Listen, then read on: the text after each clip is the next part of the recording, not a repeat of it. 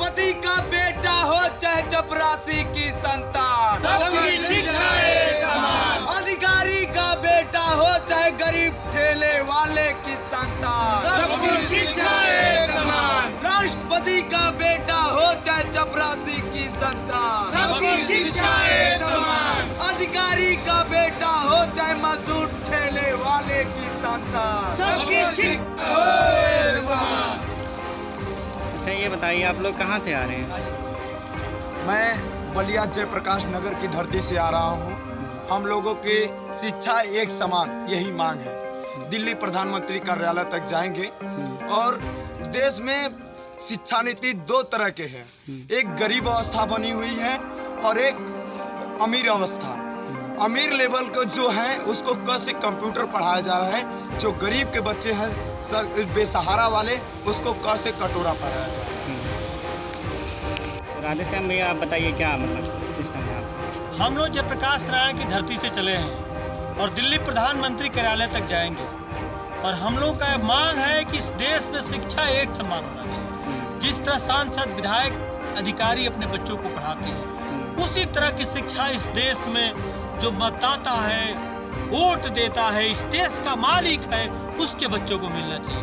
ये बताइए जिसके बच्चे जो इस देश में राशन पैदा करता है या फौज खाता है, नेता खाता है, वैज्ञानिक खाता है, सब लोग खाता है, उसके बच्चों को पढ़ने का इस देश में व्यवस्था नहीं है। इस देश में एक देश है तो दो तरह की व्यवस्था क्यों? ये झंडा एक है, इस देश में टैक्स एक लगता है, इस देश में वोट देने के लिए अधिकार एक है, तो वोट शिक्षा दो तरह की क्यों?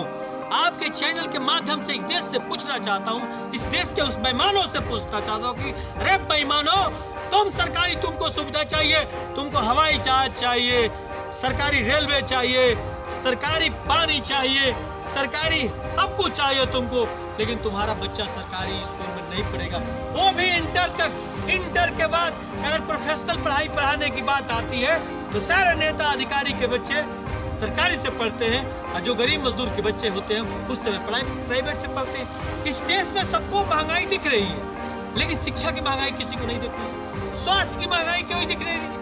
इस देश का कोई भी नेता बताइए जो बोला हो इस देश में शिक्षा महंगा हो गया है, इस देश में स्वास्थ्य महंगा हो गया, सबसे इस देश में शिक्षा महंगा है, सबसे इस देश में स्वास्थ्य महंगा है। मैं इस आपके चैनल के माध्यम से हम लोग देश से पूछने चले हैं, हम देश को जगाने चले हैं, हम किसी से निवेदन करने नहीं चले हैं, इस देश की जनता से निवेदन करने चले हैं, नहीं प्रधानमंत्री से मिलने चले हैं। हम लोग दिल्ली जाएंगे, ज्ञापन जरूर देंगे, लेकिन मकसद हम लोग का है चौराहे चौराहे लोगों से मिलना, जगाना।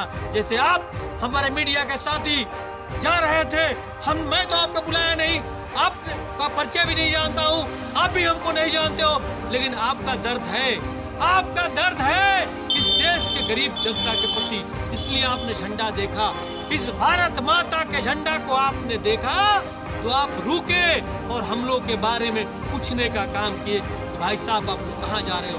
तो मैं तो आप जैसे चैनल के साथियों से भी कहूँगा कि आप इस देश के बारे में सोचो, इस देश के जो हकीकत है उसको दिखाओ। यह है मेरा हिंदुस्तान, कहाँ जाएगा?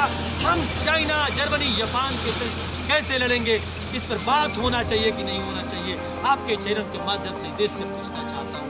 हम लोग का मेन मकसद यही है, हम लोग का यही लड़ाई है, इस देश में शिक्षा एक समान होना चाहिए। इस देश के बेईमान नेता इस देश आजाद होने के बाद इस देश को कब्जे में ले लिए, अपने तरह अपने सिस्टम से इस देश को चलाने का काम। एक समान हो, शिक्षा एक समान हो, राष्ट्रपति का बेटा या चपरासी की संतान, सबकी शिक्षा एक समान। राष्ट्रपति का बेटा या चपरासी की संतान, सबकी शिक्षा एक समान। ही घर चाहिए ना ही धन चाहिए, हमको शिक्षित ये अपना वतन चाहिए कि ना ही घर चाहिए ना ही धन चाहिए, हमको शिक्षित ये अपना वतन चाहिए। अपने बच्चों को परदेश पढ़ाते हैं वो बात नफरत की करके अपने बच्चों को परदेश पढ़ाते हैं, वो बात नफरत की करके लड़ाते हैं, वो नफरतों को मिलकर मिटाएंगे हम, दीप शिक्षा का मिलकर जलाएंगे हम। मुझको उज्जवल ये मेरा कल चाहिए, हमको शिक्षित ये अपना वतन चाहिए। जय हिंद, जय भारत।